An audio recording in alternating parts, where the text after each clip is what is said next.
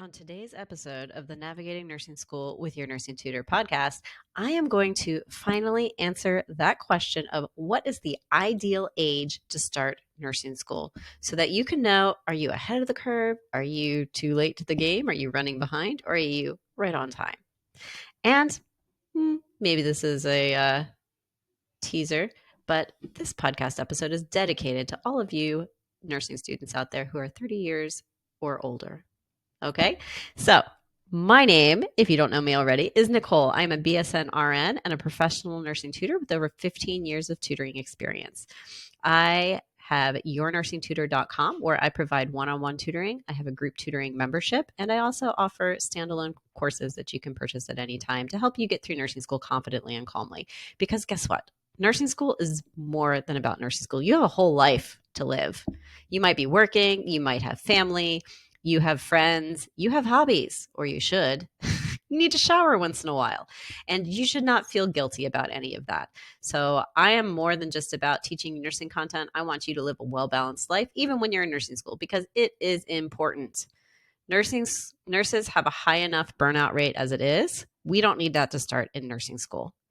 I want you to learn how to take care of yourself in nursing school so that when you become a nurse, you will also take care of yourself and change the nursing profession from the inside out so you can have a wonderful career just like you dream. Okay, so that's my little soapbox message for today. So let's talk about this. Let's answer the question, what age should you start nursing school? Are you running behind? Okay, you may have guessed it, but there is no standard age to start nursing school. And I want you to hear this. I want you to hear this because I don't care how old you are right now. Okay. Like you can email me and be like, oh, but Nicole, you don't know because I'm actually X years old. I don't care because guess what? You might have heard me mention this before. I've been tutoring nursing students for more than 15 years. I've heard it all. I have tutored people all the way across the lifespan. Okay. And I can right now, I'm going to set it to rest. There is no standard age for attending nursing school, especially nowadays. Especially nowadays. There's so many avenues into nursing. It's a wonderful time to get into nursing. And even though it's challenging, there's so many options, which the options make it easier for you to find something that's going to fit your lifestyle, whatever it is. If you think you're running behind, you're not. You're not. I don't care if you are 25 years old or if you are 65 years old. You are not behind in nursing school. And I'm telling you this because in my experience, I have had usually women. Most nursing school students are women. I mostly work with women, although I do have a lot of, I've had a lot of guy tutoring students who I have loved working with. But I think women struggle with this more. And that is, I've had students as, you know, of all ages come to me and say, oh, but I just feel like I'm behind. I just have to do this. I'm running out of time. I'm like, really? Because where does it say that there is an age limit for becoming a nurse? Nowhere. I've never seen that anywhere, that there's an age limit for becoming a nurse. And I think it's just, it proves that this is just simply a mindset issue that comes from imposter syndrome. It's one of the many things that comes from imposter syndrome. If you don't know what imposter syndrome is, Google it. Google it because you probably have it. Imposter syndrome is basically when you feel like you don't belong somewhere and that but you have to keep it a secret that you maybe you got into nursing school but you don't belong there, and if you don't work extra hard and keep this a secret, then everybody else is going to figure out eventually that you don't belong here either, and then you're going to lose the opportunity. Imposter syndrome is a big fat lie because everybody feels that way. Everybody feels that way. Nobody's out to like find you out in nursing school. But whether you are in your 20s, 30s, 40s, 50s, or 60s, I even had a student once who was in her early 70s. You're not too late because I've heard people at every single age tell me, oh, I feel like I'm behind. So how can you be behind if you're 25 and be behind if you're 70? It's because it's a lie. You're not behind. There is no late to the game in nursing school. You start nursing school whenever you start nursing school. It's never too late. If you have the means to go to nursing school, if you have the desire to go to nursing school, then find a way to go to nursing school. It doesn't mean you have to start tomorrow. In fact, I don't often recommend that. I think that one of the challenges, the biggest challenges I see that result from this lie that you're behind because of your age when you're starting nursing school is that people tend to rush it faster than you should. And so you don't take the proper time to get prepared for nursing school. And I'll be honest with you, I was guilty of that. Okay, I'm speaking from experience here. I went back to nursing school. If you don't know my background, I actually thought I was going to be a clinical psychologist, and I have my bachelor's degree in psychology, and then I went to graduate school. I got into a PhD program for clinical psychology, and when it was going through that, it was going well. And then I met my husband. We've been married 19 years, and we met online dating. And I always tell people it's funny because when we first met, and we would tell people, "Oh, we met online," they would look at me with eyes wide and say, "Oh, weren't you afraid of being murdered?" And nowadays, when we tell people, "Oh yeah, we met online," people look at us and they just say, "Oh yeah, we did too." So it's been a funny change over our 19 years of marriage. But he was military, and so when we got married, I knew that I was going to have to make a choice of staying in my PhD program, because it's not easy to just transfer a PhD program with the research you have to do and things like that. I would basically have to start over from scratch at a different school, or change career directions, which was a huge, huge change for me and created a lot of tears. It was a tough decision. But for me, I wanted to live with my husband. I didn't want to stay in my program and live apart from my husband. So I ended up, I earned my master's in clinical psychology, which, given it was a PhD program, I could do practically nothing with officially. I do use it every day. It's a core. That experience is what uh, led me to create the test anxiety technique that I teach my tutoring students, because it's based on a lot of the cognitive behavioral therapy principles that I learned when I was studying psychology, clinical psychology. But when I decided to quit my program, I was like, I need to do something else. So I quit after my master's, did some research, and decided to pursue nursing because a lot of reasons. The human body was one thing. I'd studied the mind. Now I said, okay, let's study the human body now. That seems interesting. And figured it, of course, a reason a lot of people go into nursing. It seemed like a secure job career, and especially could be flexible because we didn't know what my husband's future was going to be in the military. He is no longer in the military. He's also an entrepreneur like me, and he helps people with their websites. If anyone's interested, I'll give him a plug. It's the Workflow Wizard. If you Google Workflow Wizard, he helps people automate their online businesses. He helps me automate my online business. He's my tech guy. I call him Mr. Your Nursing Tutor, but he also has his own thing that he does.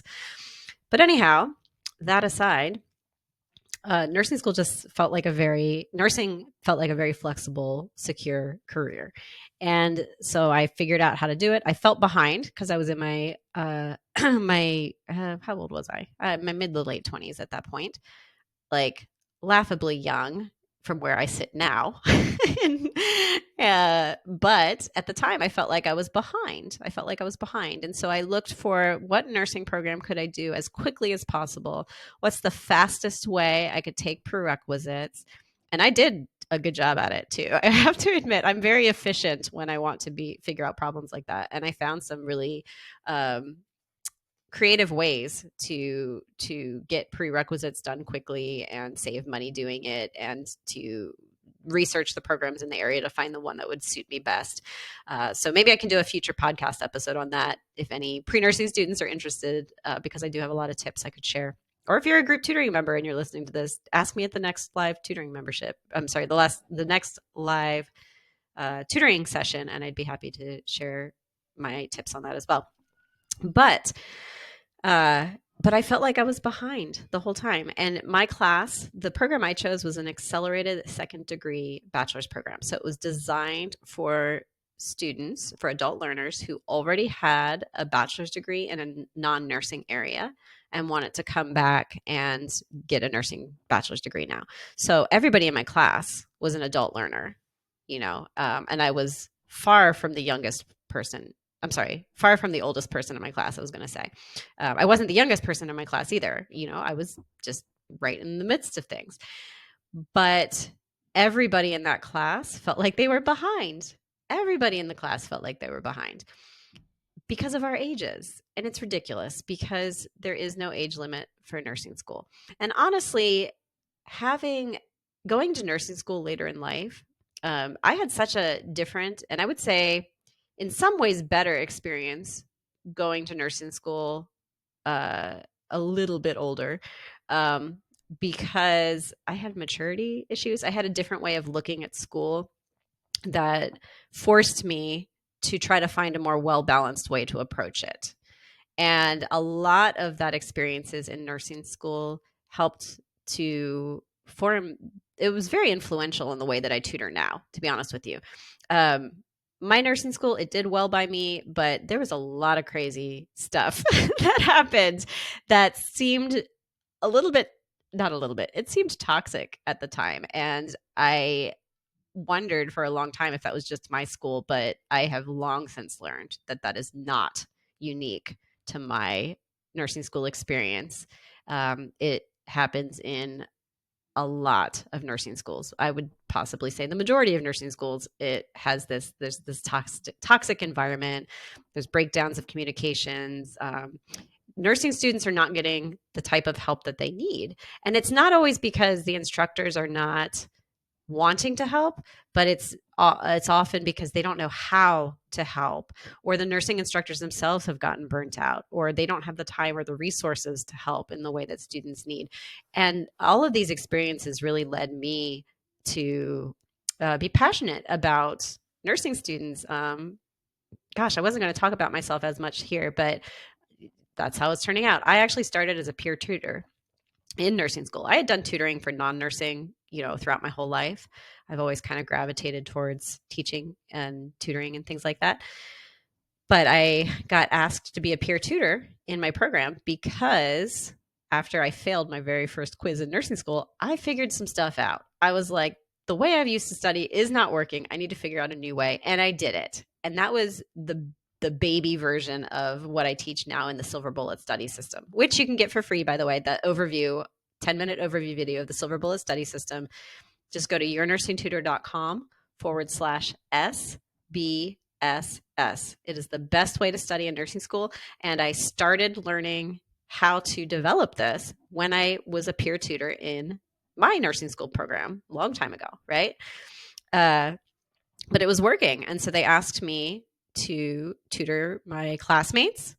And they had an associate's degree program at my school too. And I remember the first time they started sending me students who were ahead of me in the program. Like they were in an associate's degree program, I was in the bachelor's program, but they were in classes I had not taken yet. And they sent them to me to tutor them. And I'm like, how the heck do they expect me to tutor these students? But I did the best I could. And it turned out the best I could was pretty amazing with the results, because I'm different than other tutors. I don't focus only on the content. I want to focus on getting you how to think about the content, because that's ultimately what you're really being tested on. If you haven't heard me say that before, there's your PSA for the day. Don't focus only on the content. You have to practice how to think about it. And that's what I had figured out in nursing school, is that it's more about how you think about it. So even when people were ahead of me in the program, even when it wasn't a topic I had personally studied yet, I could still guide them through how to study it. We could still figure out what it was they needed to know so that they could practice thinking about it and do better on their exams. Like I said, that was the beginning of the Silver Bullet study system creation. When I graduated nursing school, I still felt like I was behind. I got my first nursing job as a pediatric operating room nurse and loved it. But I was still getting phone calls from students from my nursing program because they had no tutor to replace me, and they still wanted help. And so I continued just tutoring to help out and figure things out. But when I was realizing that this was a bigger problem, and I was looking online to see, is there something else that could help these students? I wasn't seeing anything. All I was seeing was a lot of stuff online of more people trying to teach you what to know. But I wasn't seeing people helping you with how to think about what you know. And when you have people saying, oh, you have to know this, you have to know that, you have to know this other thing, that's stressful. That's stressful because there's always more you need to learn. And if you don't believe me, one of my coworkers at my very first nursing job, which again was a pediatric operating room nurse. Okay. So that's a specialty within a specialty. It's the operating room specialty and it's pediatrics operating room specialty. So it's a specialty within a specialty. You'd think that's such a small body of knowledge that you'd be able to figure it out after working for 40 years, right? One of my coworkers had been a pediatric operating room nurse for 40 years. And she told me, when she was training me, she told me, I still learn something new every day. So if she still learns something new every day in a specialty within a specialty, what hope do you have as a nursing student to learn everything about nursing that you could possibly be tested on? And I don't say that to discourage you. I want to tell you that to free you, because studying for nursing school is not about what you know. There are things you have to know, obviously, but it's not only about what you know. It's about how to think about what you know. It's about developing your how to think like a nurse. The reason that my coworker was such a successful nurse for 40 years isn't because she knew everything. It's because she knew how to look for the things she didn't know that she needed to know. And she knew how to figure them out when she was faced with them. And that's what I want for you. That's how you reduce your stress in nursing school, is you take your focus off of trying to memorize everything, which is an impossible task no matter how old you are. So if you have ever said, oh, the reason I'm struggling so much in nursing school is because I have an old brain, I can't memorize stuff, slap yourself on the wrist right now. Okay, I'll wait. Slap yourself on the wrist. Even if you're driving, you can drive one-handed. Okay? Because it's not that reason. It's because you still have the old mindset of how you studied for classes before nursing school. So it doesn't matter as much the fact that you might be returning to nursing school after being out for a while.